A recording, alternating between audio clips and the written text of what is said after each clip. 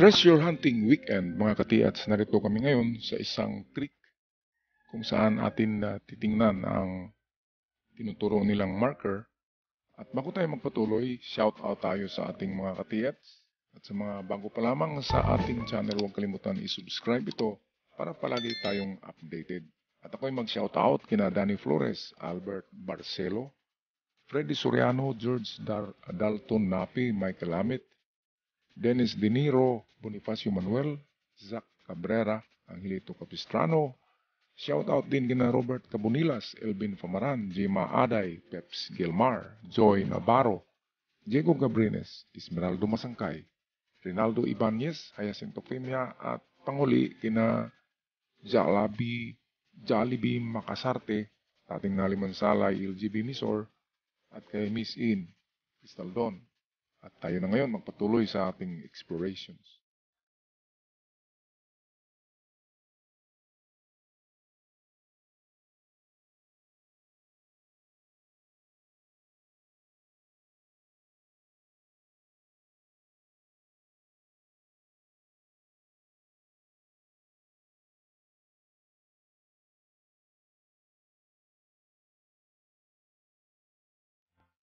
Okay, at narito na kami mga katiyats sa gilid mismo nitong sapa. At sa tingin ko ito ay ulo ng crocodile, isang amphibian, at ang crocodile ay yung mga buaya na marker ay ginagamit din yan ng mga Hapon as a marker for their treasures. Ang snout nito o ang nguso, yan ang pointer to treasures. Kaya nga lamang minsan gumagamit ang mga Hapon ng baliktad. Pwedeng nasa likod lamang nito.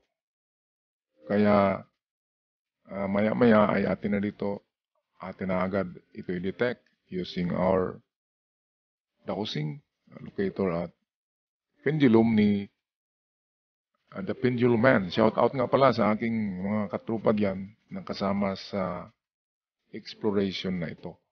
Ang una kong gawin ay gamitan ko ito ng Minelab detector. Mababaw lang ang ma-detect nito. Ginagamit ko ito sa mga treasure inside the rock or treasures enclosed in the rock kasi ang bato na yan ay malapad at baka mayroong laman. Yan muna ang unang gagawin. And after this ay gamitan na natin ng iba pang kagamitan.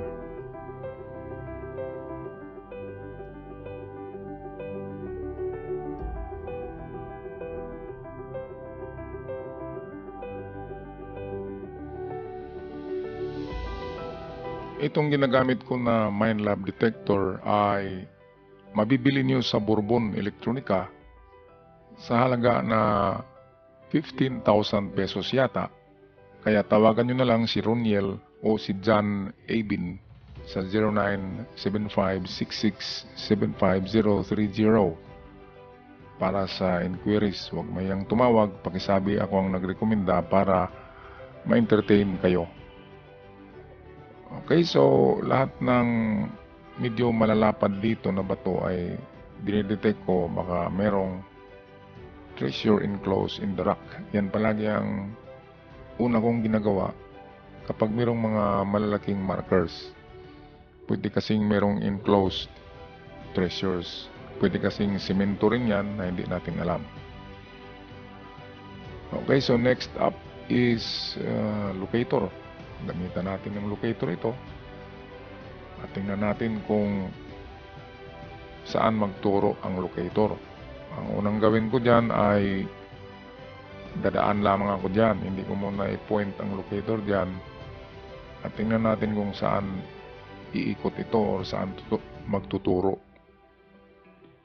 3 beses hanggang 4 na beses bago ma-pinpoint ng locator ang digging spot. Okay, kaya kung meron kayong mga ganyan, practice ng practice lamang sa paghawak.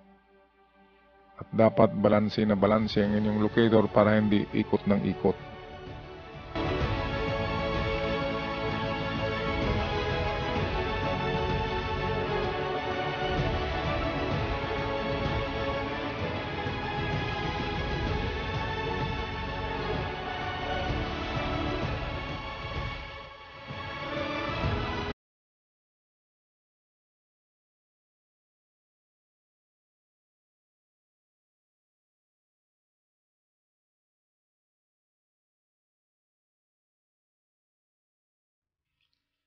At dito ay gagamitan ko na ng locator para makatulong din ito sa pag-pinpoint ng digging spot. Ayan, at bumalik siya kaya nasa likuran ko ang kanyang tinuturo. Mahina ang signal. Mahina ang ikot. Ibig sabihin malalim or maliit ang item. So diyan ang eksaktong digging spot. Kaya atin muli ulitin sa ibang direksyon para malaman natin kung tama ba ang pag-ikot niya. So ganun pa rin na lugar. Kaya pwedeng meron. Okay, mahina. Mahina ang kanyang ikot. At kung ganyan, pwedeng maliit na item or malalim. Ngayon, dowsing rod naman tayo, mga katiyats. Tingnan natin kung mag-ikis dyan. Okay, so positive din siya sa dowsing. 3 hanggang 4 na try. Dadaan ka dyan kung talagang mag-ikis siya. So meron ngang anomalya ang lupa na yan. So pwedeng meron. Pero hindi natin sigurado kasi hindi scanner ang gamit natin. Or kahit scanner, talagang mapipiki ng mga decoys. Like mineralized rock, magnetic rocks, at iba't iba pang mga decoy ng mga Hapon na nilalagay. At diyan nagkamali ang mga scanners. Kaya kahit makikita nyo sa mga scanners, merong mga kulay pula, yun ang nagsabi ng ginto. Pero wala pa rin. Kung hukayin ay mawawala yung kulay pula. So ito yung ulo ng buaya. Sirang-sira na siya. Pero ang item ay nasa likod. Pero ang kanyang snout ay nakaturo doon sa swamp. Kaya pwedeng reverse marker ito. Ganyan naman talaga ang mga Hapon. Ang kanilang mga markers and signs ay mga baliktad. Ngayon, time for the pendulum man sa kanyang master na gamit. Ang kanyang pendulum. Tested na pendulum ito. Kinakalibrate yan sa totoong ginto. Kaya nagsiswing talaga yan kapag merong aura ng ginto.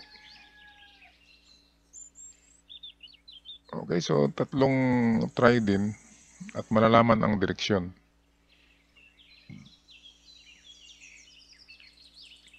Yan ay mag-change direction yan. At kung papunta doon sa may ulo ng buhaya, well, tama lahat ng ating expectation. Nandyan nga sa likuran ng parang ulo na yan ng crocodile. So lastly ay tatapatan na ng pendulum ang tinuturo nito. At kapag iikot ito in circular motion, yung pabilog na ikot, meron ngang laman. Okay mga katiyats. Ayan. Dahan-dahan na siyang umiikot at circular na yung motion.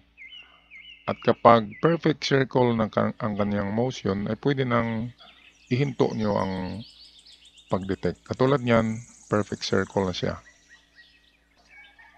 Okay, so positive mga katiyats. Sa tingin ko mga katiyats, ito'y buaya na hugis na marker. Nakalublob yung dulo. Ang snout ng buhaya ay narito sa tubigan. Ibig sabihin pababa sa tubig ng item. Kung yan ay basahin natin sa traditional method ng pagbasa ng symbols. Ang crocodile means treasure in the swamp, in the river, in the creek. Pero hindi siya doon sa ilalim ng tubig. Kasi amphibian ang buhaya, nakatira siya in between sa tubig at humihinga din siya sa hangin. So, ibig sabihin ang item, kung ito yung gilid ng creek, ito yung tubig, ito yung lupa, ibig sabihin yan, ang item ay narito lamang sa kalagitnaan ng swamp at ng lupa. Okay. So, ang item ay narito. Ito yung creek. Ito yung lupa. So, nakabaon siya malapit sa creek, ang ibig sabihin ng crocodile. Pero dito ay ginagamitan natin ng mga gadget, kaya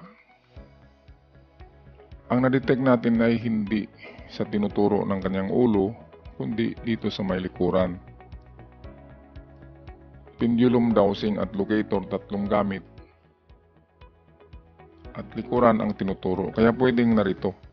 Kung ano man yan na nakabaon, ay sa likuran itong parang ulo ng crocodile. Triangle shape siya. So, pointer siya to treasure. Nasisira ang alang yan sa tagal ng panahon. Kaya hindi na natin maitsura pa. Pero, makikita pa rin ang kanyang hugis. Positive ang result ng ating detection kahit nasa pendulum ni pendulum man ay mayroong detection sa likod ng ulo nitong buhaya. Kaya medyo maganda rin ang site na ito. At hanggang dito na lamang tayo mga ka-TX. Maraming salamat sa inyong pagsubaybay, pag-subscribe at pagtangkilik sa ating channel. I'll see you on my next Treasure Hunting Weekend video. Paalam at ingat kayong lahat.